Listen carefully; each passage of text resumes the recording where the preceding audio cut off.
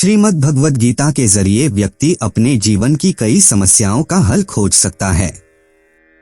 दरअसल गीता में महाभारत युद्ध के दौरान कुरुक्षेत्र में भगवान श्री कृष्ण को जो उपदेश दिए थे वह सभी गीता में बताए गए हैं। श्रीमद् भगवद गीता पवित्र ग्रंथों में से एक है। गीता में ज्ञान, भक्ति और कर्म योग को बहुत ही अच्छे ढंग से समझाया गया है। तो आइए जानते हैं गीता के दूसरे अध्याय का महत्व और लाभ। अध्याय 2 सांख्य योग। अर्जुन के शोक का कारण। संजय उवाच तं तथा करिपयाविष्टमश्रुपूर्णा कुलेक्षणम् विषीदन्तमिदं वाक्यमुवाच मधुसूदनः। 1 संजय ने कहा, इस प्रकार करुणा से अभिभूत, आंसुओं से भरे हुए व्याकुल नेत्रों वाले शोकग्रस्त अर्जुन को देखकर मधुसूदन श्री कृष्ण ने यह शब्द कहे। 1 श्री भगवानुवाच कुतस्त्वा कश्मलमिदं विष्मे समुपस्थितम् अनार्यजुष्टमस्वर्ग्यं कीर्तिक्रम अर्जुन।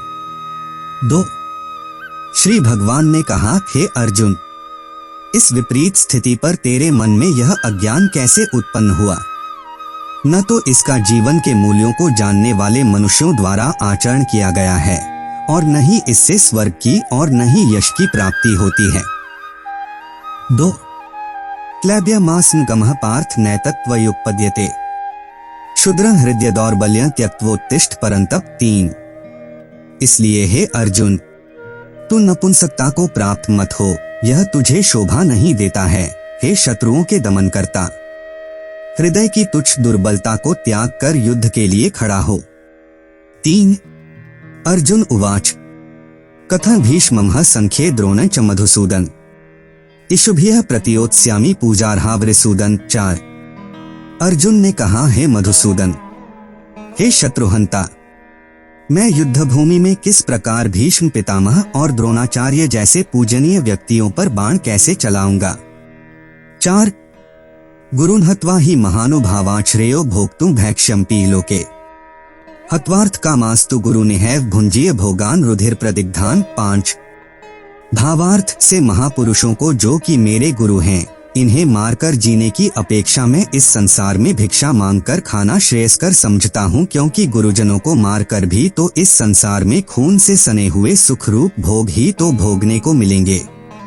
5 न चैतद्विद्मः कतर्नो गरियो यद्वा जयेम यदि वानो जयेयुः यानेव हत्वा न जिजीविषामस्तेवस्थिताः प्रमुखे धार्तराष्ट्राः। 6 हम यह भी नहीं जानते कि हमारे लिए युद्ध करना श्रेष्ठ है या युद्ध न करना, और यह भी नहीं जानते कि हम जीतेंगे या वे ही जीतेंगे। धृतराष्ट्र के पुत्रों का वध करके हम जीना भी नहीं चाहते, फिर भी वे हमारे सामने युद्ध भूमि में खड़े हैं। 6 कार्पण्य दोषोपहत स्वभावः पृच्छामि त्वा धर्म सम्मूर्जेताः यच्छ्रेयः स्यान्निश्चितं ब्रूहि तन्मे शिष्यस्तेह शाधीमा त्वा प्रपन्नम। 7 कृपण और दुर्बल स्वभाव के कारण अपने कर्तव्य के विषय में मोहित हुआ, मैं आपसे पूछता हूँ कि वह साधन जो मेरे लिए श्रेयस्कर हो उसे निश्चित करके कहिए। अब मैं आपका शिष्य हूँ और आपके शरणागत हूँ, कृपया मुझे उपदेश दीजिए। 7 न हि प्रपश्यामि ममाप्नुद्याद्यक्षोक्मुच्छोष्णमिन्द्रियाणाम् अवाप्य भूमावस्पत्रमृद्धं राज्य सुराणाम्पि चाधिपत्यम्। 8 मुझे सा कोई साधन नहीं दिखता जो मेरी इंद्रियों के सुखाने वाले शोक को दूर कर सके। स्वर्ग में धन धान्य संपन्न देवताओं के सर्वोच्च इंद्रपद और पृथ्वी पर निष्कंटक राज्य को प्राप्त करके भी मैं उस उपाय को नहीं देखता हूँ। 8 संजय उवाच एवमुक्त्वा हृषिकेशं गुडाकेशः परन्तप न योत्स्य इति गोविंद मुक्त्वा तूष्णी बभूव। 9 संजय ने कहा, हे राजन, निद्रा को जीतने वाला अर्जुन ने इंद्रियों के स्वामी श्री कृष्ण से कहा, हे गोविंद, मैं युद्ध नहीं करूंगा, और चुप हो गया। 9 तमुवाच ऋषिकेशः प्रहसन्निव भारत सेन्योरुभयोर मध्ये विषीदन्तमिदं वचः। 10 हे भरतवंशी, इस समय दोनों सेनाओं के बीच शोकग्रस्त अर्जुन से इंद्रियों के स्वामी श्री कृष्ण ने हंसते हुए से यह शब्द कहे। 10 सांख्य योग का विषय। श्री भगवान उवाच अशोचानन वशोचस्त्वं प्रज्ञावादाश्च भाष्ये गतासूंश्च नानुशोचन्ति पंडिताः 11। श्री भगवान ने कहा, हे अर्जुन, तू उनके लिए शोक करता है जो शोक करने योग्य नहीं है और पंडितों की तरह बातें करता है। जो विद्वान होते हैं वे न तो जीवित प्राणी के लिए और न ही मृत प्राणी के लिए शोक करते। 11। न त्वेवाह जातु नासन न त्व नेमे जनाधिपाः न चैव न भविष्यामः सर्वे वयमतः परम। 12। भावार्थ, ऐसा कभी नहीं हुआ कि मैं किसी भी समय में नहीं था, या तू नहीं था अथवा ये समस्त राजा नहीं थे, और न ऐसा ही होगा कि भविष्य में हम सब नहीं रहेंगे। 12। देहिनोऽस्मिन् यथा देहे कौमारं यौवनजरा तथा देहांतर प्राप्तिर्धीरस्तत्र न मुह्यति। 13। भावार्थ, जिस प्रकार जीवात्मा इस शरीर में बाल अवस्था से युवा अवस्था और वृद्ध अवस्था को निरंतर अग्रसर होता रहता है, उसी प्रकार जीवात्मा इस शरीर की मृत्यु होने पर दूसरे शरीर में चला जाता है। से परिवर्तन से धीर मनुष्य मोह को प्राप्त नहीं होते हैं। 13। मात्रा स्पर्शास्तु कौन्तेय शीतोष्ण सुख दुःखदा है आगमापायनो नित्यास्तान स्थितिक्षस्व। भारत। 14।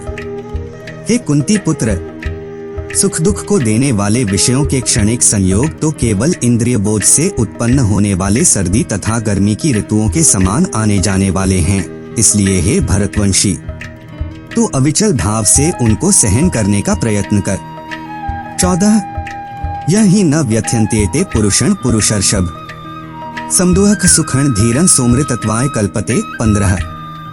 भावार्थ, हे पुरुष श्रेष्ठ, जो मनुष्य दुःख तथा सुख में कभी विचलित नहीं होता है, दोनों परिस्थितियों में संभाव रखता है, सा धीर पुरुष निश्चित रूप से मुक्ति के योग्य होता है। 15। नास्तो विद्यते भावो नाभावो विद्यते सतः उभयोरपि दरिष्टोन्तस्त्वन्योस्तत्वदर्शिभ्यः। 16। तत्वदर्शियों के द्वारा निष्कर्ष निकाल कर देखा गया है कि असत वस्तु शरीर का कोई अस्तित्व नहीं होता है और सत वस्तु आत्मा में कोई परिवर्तन नहीं होता है। 16। अविनाशी तो तद्विद्धि येन सर्वमिदं ततम् विनाशं व्ययस्यास्य न कश्चित् कर्तुमर्हति। 17। जो सभी शरीरों में व्याप्त है उस आत्मा को ही तू अविनाशी समझ, इसको नष्ट करने में कोई भी समर्थ नहीं है। 17। अंतवंत इमे देहा नित्यस्योक्ता है शरीरिणः अनाशिनो प्रमेयस्य तस्माद्युध्यस्व। भारत। 18। इस अविनाशी अमाप नित्य स्वरूप आत्मा के ये सब शरीर नष्ट होने वाले हैं, अत हे भरतवंशी तू युद्ध कर। 18। य एन वेत्ति हंतारं यश्चैन मन्यते हतम् उभौ तो न विजानीतो नायं हन्ति न हन्यते। 19। भावार्थ, जो इस आत्मा को मारने वाला समझता है तथा जो इसको मरा हुआ समझता है, वे दोनों ही अज्ञानी हैं, क्योंकि यह आत्मा वास्तव में न तो किसी को मारता है और न किसी द्वारा मारा जाता है। 19। न जायते म्रियते वा कदाचिन्नाय भूत्वा भविता वा न भूयः अजो नित्यः शाश्वतोऽयं पुराणोन हन्यते हन्यमाने शरीरे। 20। यह आत्मा किसी काल में भी न तो जन्म लेता है और न मरता है और न ही जन्म लेगा। यह अजन्मा, नित्य, शाश्वत और पुरातन है। शरीर के मारे जाने पर भी यह नहीं मारा जा सकता है। 20। वेदाविनाशिनः नित्यं य एनं जमव्ययम् कथं स पुरुषः पार्थ कं घात्यति हन्ति कम्। 21। हे पृथापुत्र, जो मनुष्य इस आत्मा को अविनाशी, शाश्वत, अजन्मा और अव्यय जानता है, वह मनुष्य किसी को कैसे मार सकता है या किसी के द्वारा कैसे मारा जा सकता है। 21।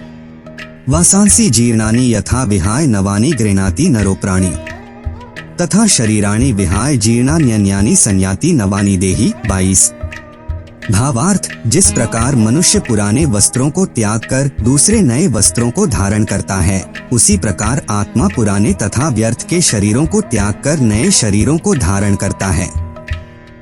22। नैन छिन्दन्ति शस्त्राणि नैन दहति पावकः न चैन क्लेद्यन्त्यापो न शोष्यति मारुतः। 23। यह आत्मा न तो शस्त्र द्वारा काटा सकता है, न ही आग के द्वारा जलाया जा सकता है, न जल द्वारा भिगोया जा सकता है और न ही वायु द्वारा सुखाया जा सकता है। 23। अच्छेद्योयम दाह्योयम क्लेद्यो शोष्य एव च नित्यः सर्वगतः स्थानोर्चलोयं सनातनः। 24 यह आत्मा न तो तोड़ा जा सकता है, न ही जलाया जा सकता है, न इसे घुलाया जा सकता है और न ही सुखाया जा सकता है। यह आत्मा शाश्वत, सर्वव्यापी, अविकारी, स्थिर और सदैव एक सा रहने वाला है। 24 अव्यक्तोयम चिन्त्योयम विकार्योयम उच्यते तस्मादेवं विदित्वैनं नानुशोचितुमर्हसि। 25 भावार्थ यह आत्मा अदृश्य, अकल्पनीय और अपरिवर्तनीय कहा जाता है। इस प्रकार आत्मा को अच्छी तरह जानकर तू शोक करने के योग्य नहीं है। 25 अथ चैनं नित्य जातम नित्यं वा मन्यसे मृतम तथापि त्वं महाबाहो नैवं शोचितुमर्हसि। 26 भावार्थ हे महाबाहु, यदि तू इस आत्मा को सदा जन्म लेने वाला तथा सदा मरने वाला मानता है तो भी तू इस प्रकार शोक करने योग्य नहीं है। 26 जातस्थे ध्रुवो मृत्युर्ध्रुवं जन्म मृतस्य च तस्मात् परिहार्यर्थे न त्वं शोचितुमर्हसि। 27 जिसने जन्म लिया है उसकी मृत्यु निश्चित है और मृत्यु के पश्चात पुनर्जन्म निश्चित है। अत इस बिना उपाय वाले विषय में तू शोक करने योग्य नहीं है। 27 अव्यक्तादीनि भूतानि व्यक्त मध्यानि भारत अव्यक्त निधनान्येव तत्र का परिदेवना। 28 हे भरतवंशी, संपूर्ण प्राणी जन्म से पहले अप्रकट रहते हैं और मरने के बाद भी अदृश्य हो जाने वाले हैं। केवल बीच में ही इन्हें देखा जा सकता है। अत शोक करने की कोई आवश्यकता नहीं है। 28 आश्चर्यवत् पश्यति कश्चिदेन आश्चर्यवद्वत्ति तथैव चान्यः आश्चर्यवत् चैन्मन्यः शृणोति श्रुत्वाप्येन वेद न चैव कश्चित्। 29 कोई इस आत्मा को आश्चर्य की तरह देखता है, कोई इसका आश्चर्य की तरह वर्णन करता है तथा कोई इसे आश्चर्य की तरह सुनता है और कोई तो इसके विषय में सुनकर भी कुछ नहीं समझ पाता है।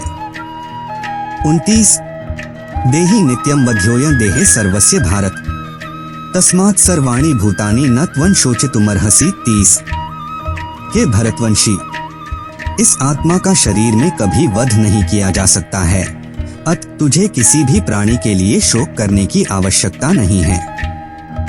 30 धर्म के अनुसार युद्ध का निरूपण स्वधर्मंपि चावेक्ष्य न विकंपितुमर्हसि धर्म्याद्धि युद्धात् श्रेयोन्यत् क्षत्रियस्य न विद्यते। 31 भावार्थ हे अर्जुन, क्षत्रिय होने के कारण अपने धर्म का विचार करके भी तू संकोच करने योग्य नहीं है, क्योंकि क्षत्रिय के लिए धर्म के लिए युद्ध करने के अलावा अन्य कोई श्रेष्ठ कार्य नहीं है।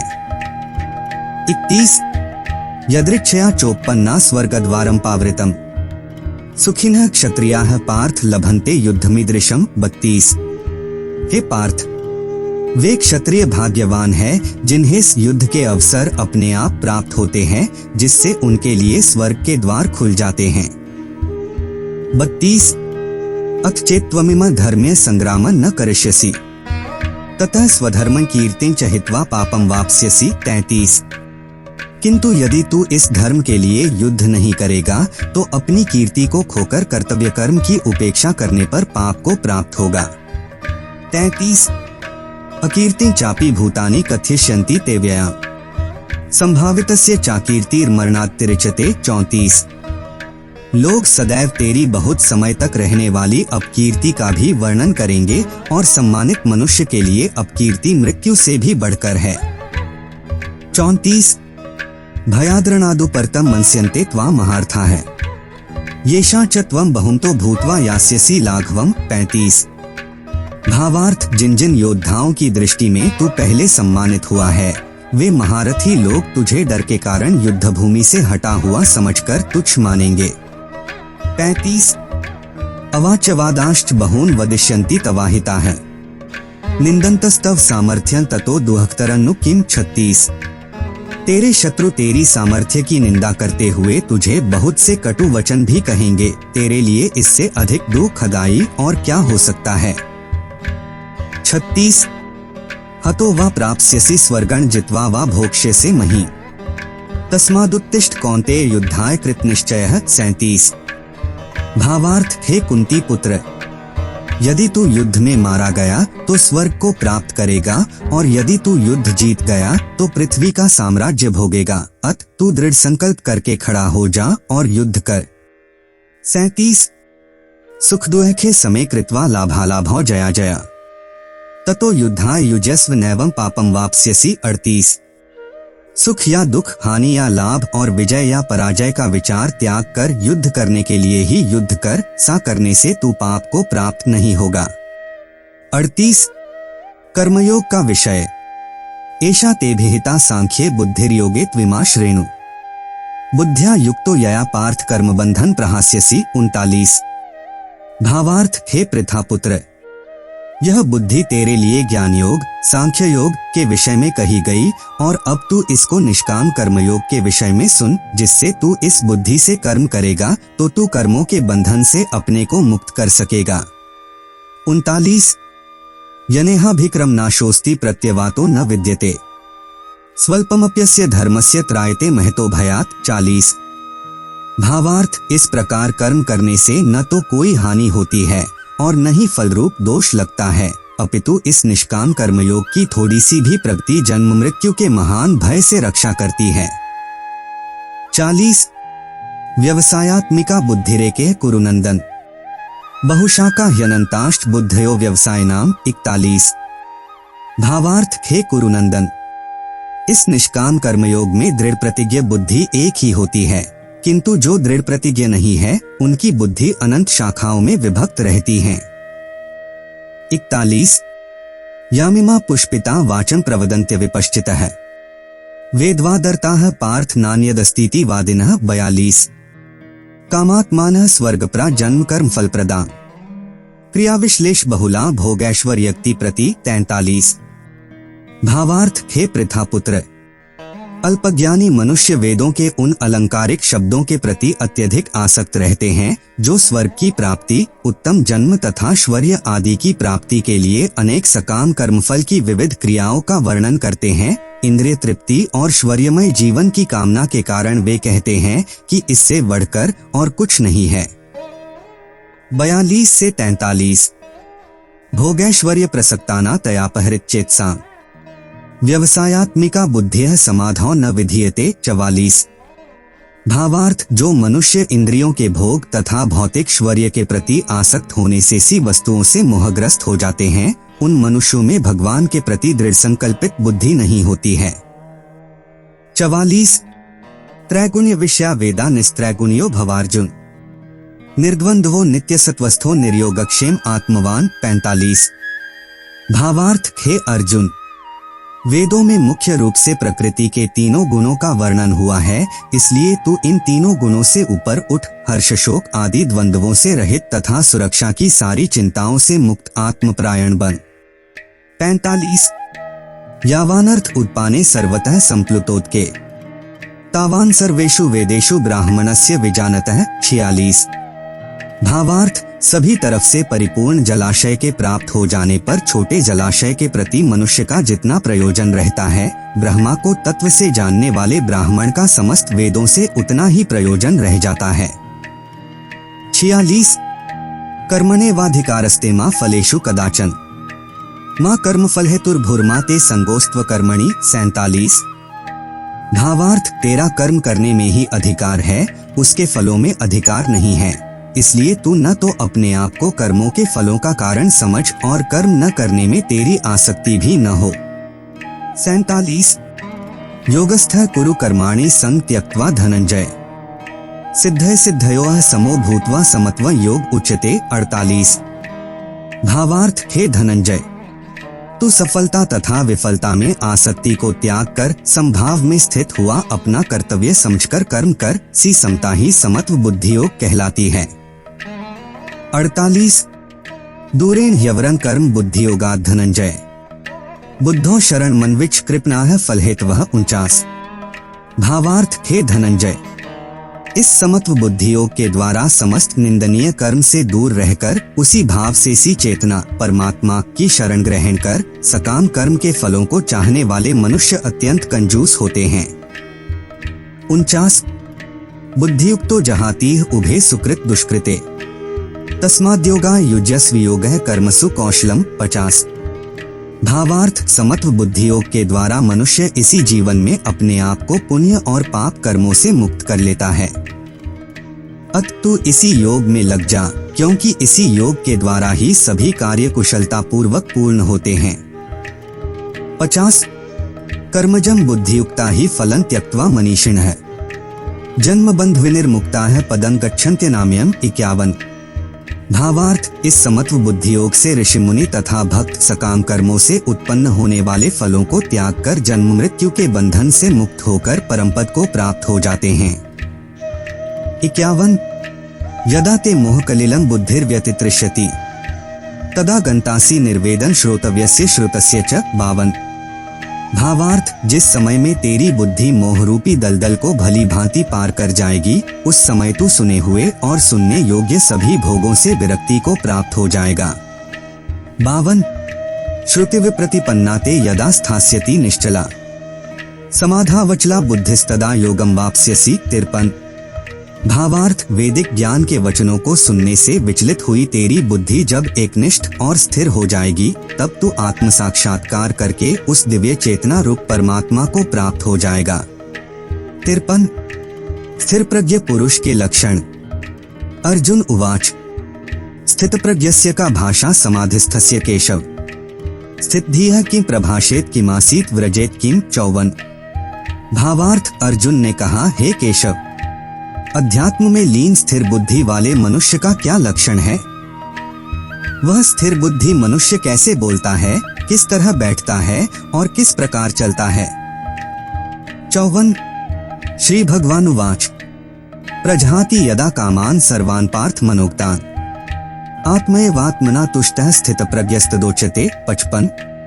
भावार्थ श्री भगवान ने कहा, हे पार्थ, जब मनुष्य मनोरथ से उत्पन्न होने वाली इंद्रिय तृप्ति की सभी प्रकार की कामनाओं परित्याग कर देता है, जब विशुद्ध हुआ उसका मन आत्मा में ही संतोष प्राप्त करता है, तब वह मनुष्य विशुद्ध चेतना में स्थित प्रज्ञ कहा जाता है। 55। दुःखेष्वनुद्विग्नं नाह सुखेषु वित्तस्पृहः वीतराग भय क्रोधः स्थित धीर मुनिरुच्यते 56।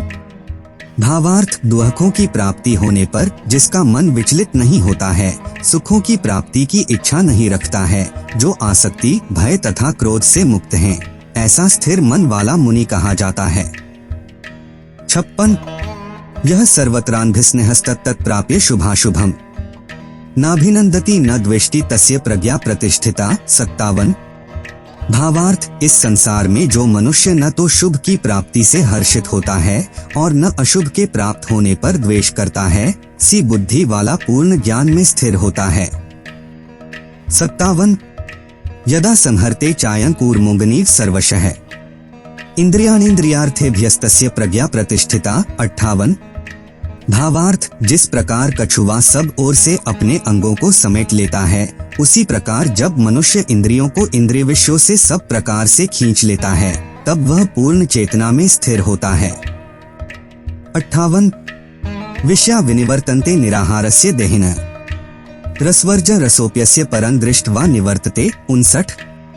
भावार्थ इंद्रियों द्वारा विषयों को ग्रहण न करने वाले मनुष्य के विषय तो मिट जाते हैं, परंतु उनमें रहने वाली आसक्ति बनी रहती है। से स्थिर बुद्धि वाले मनुष्य की आसक्ति भी परमात्मा का साक्षात्कार करके मिट जाती है। 59। यत्तो ह्यपि कौन्तेय पुरुषस्य विपश्चितः इंद्रियाणि प्रमाथीनि हरन्ति प्रसभं मनः 60। भावार्थ हे अर्जुन, इंद्रियां इतनी प्रबल तथा वेगवान हैं कि जो मनुष्य इंद्रियों को वश में करने का प्रयत्न करता है, उस विवेकी मनुष्य के मन को भी बलपूर्वक हर लेती हैं। 60। तानि सर्वाणि संयमय युक्त आसीत मत्परः वशे ही यस्येन्द्रियाणि तस्य प्रज्ञा प्रतिष्ठिता 61। भावार्थ जो मनुष्य इंद्रियों को पूर्णतया वश में रखते हुए अपनी चेतना को मुझ में स्थिर कर देता है, वही मनुष्य स्थिर बुद्धि वाला कहलाता है। 61। ध्यायतो विषयान् पुंसः संगस्तेषुपजायते संगात संजायते कामः कामात् क्रोधोऽभिजायते 62। भावार्थ, इंद्रियों के विषयों का चिंतन करते हुए मनुष्य की उन विषयों में आसक्ति हो जाती है। सी आसक्ति से उन विषयों की कामना उत्पन्न होती है और कामना में विघ्न पड़ने से क्रोध उत्पन्न होता है। 62 क्रोधात् भवति सम्मोह, सम्मोहात् स्मृति विभ्रमः, स्मृति भ्रंशात् बुद्धिनाशो, बुद्धिनाशात् प्रणश्यति। 63 भावार्थ, क्रोध से अत्यंत पूर्ण मोह उत्पन्न होता है। मोह से स्मरण शक्ति में भ्रम उत्पन्न होता है। स्मरण शक्ति में भ्रम हो जाने से बुद्धि नष्ट हो जाती है और बुद्धि के नष्ट होने से मनुष्य का अधोपतन हो जाता है। 63 रागद्वेष वियुक्तैस्तु विषयानिन्द्रियैश्चरन्, आत्मवशैर्विधेयात्मा प्रसादमधिगच्छति। 64 भावार्थ, किंतु सभी रागद्वेष से मुक्त रहने वाला मनुष्य अपनी इंद्रियों के संयम द्वारा मन को वश करके भगवान की पूर्ण कृपा प्राप्त कर सकता है। 64 प्रसादे सर्वदुःखाना हानिरस्योपजायते, प्रसन्नचेतसो ह्याशु बुद्धियः पर्यवतिष्ठते। 65 भावार्थ, इस प्रकार भगवान की कृपा प्राप्त होने से संपूर्ण दुखों का अंत हो जाता है। तब उस प्रसन्नचित्त मन वाले मनुष्य की बुद्धि शीघ्र ही एक परमात्मा में पूर्ण रूप से स्थिर हो जाती है। 65 नास्ति बुद्धिर्युक्तस्य न चायुक्तस्य भावना, न चाभाव्यतः शांतिर्शांतस्य कुतः सुखम। 66 भावार्थ, जिस मनुष्य की इंद्रियां वश में नहीं होती है उस मनुष्य की न तो बुद्धि स्थिर होती है, न मन स्थिर होता है और न ही शांति प्राप्त होती है। उस शांतिरहित मनुष्य को सुख किस प्रकार संभव है। 66 इंद्रियाणा ही चरता यन्मनोनुविधीयते, तदस्य हरति प्रज्ञा वायुर्नावमिवाम्भसि। 67 भावार्थ, जिस प्रकार पानी पर तैरने वाली नाव को वायु हर लेती है उसी प्रकार विचरण करती हुई इंद्रियों में से किसी एक इंद्रिय पर मन निरंतर लगा रहता है, वह एक इंद्रिय ही उस मनुष्य की बुद्धि को हर लेती है। 67 तस्माद्यस्य महाबाहो निगृहीतानि सर्वशः, इंद्रियाणीन्द्रियार्थेभ्यस्तस्य प्रज्ञा प्रतिष्ठिता। 68 भावार्थ, हे महाबाहु, जिसकी इंद्रियां अपने अपने विषयों से सभी प्रकार से विरक्त होकर उसके वश में रहती हैं, उसी मनुष्य की बुद्धि स्थिर रहती है। 68 या निशा सर्वभूताना तस्या जागर्ति संयमी, यस्या जागृति भूतानि सा निशा पश्यतो मुनेः। 69 भावार्थ, जो सभी प्राणियों के लिए रात्रि के समान है वह बुद्धियोग में स्थित मनुष्य के लिए जागने का समय होता है और जो समस्त प्राणियों के लिए जागने का समय होता है वह स्थिर प्रज्ञ मुनि के लिए वह रात्रि के समान होता है। 69 आपूर्यमाणं चल प्रतिष्ठन् समुद्रमापः प्रविशन्ति यद्वत्, तद्वत् कामा यं प्रविशन्ति सर्वे स शान्तिमाप्नोति न कामकामी। 70 भावार्थ, जिस प्रकार अनेकों नदियां सभी ओर से परिपूर्ण दृढ़ प्रतिष्ठा वाले समुद्र में समुद्र को विचलित किए बिना ही समा जाती हैं, उसी प्रकार सभी इच्छाएं स्थित प्रज्ञ मनुष्य में बिना विकार उत्पन्न किए ही समा जाती हैं। वही मनुष्य परम शांति को प्राप्त होता है, न कि इंद्रिय सुख चाहने वाला। 70 विहाय कामान्यः सर्वान् पुमाश्चरति निःस्पृहः, निर्ममो निरहंकारः स शान्तिमधिगच्छति। 71 भावार्थ, जो मनुष्य समस्त भौतिक कामनाओं का परित्याग कर इच्छारहित, ममतारहित और अहंकार रहित रहता है वही परम शांति को प्राप्त कर सकता है। 71 एषा ब्राह्मी स्थितियः पार्थ नैना प्राप्य विमुह्यति, स्थित्वास्यामन्त कालेपि ब्रह्म निर्वाणमृच्छति। 72 भावार्थ, हे पार्थ, यह आध्यात्मिक जीवन ब्रह्मा की प्राप्ति का पथ है जिसे प्राप्त करके मनुष्य कभी मोहित नहीं होता है। यदि कोई जीवन के अंतिम समय में भी इस पथ पर स्थिति हो जाता है तब भी वह भगवत प्राप्ति करता है। 72 तत्सदिति श्रीमद्भगवद्गीतासूपनिषत्सु ब्रह्म विद्यायां योग शास्त्रे श्री कृष्णार्जुन संवादे गीतासारयोगो नाम द्वितीयोऽध्यायः। इस प्रकार उपनिषद, ब्रह्म विद्या तथा योग शास्त्र रूप श्रीमद् भगवद गीता के श्री कृष्ण अर्जुन संवाद में गीतासार योग नाम का दूसरा अध्याय संपूर्ण हुआ।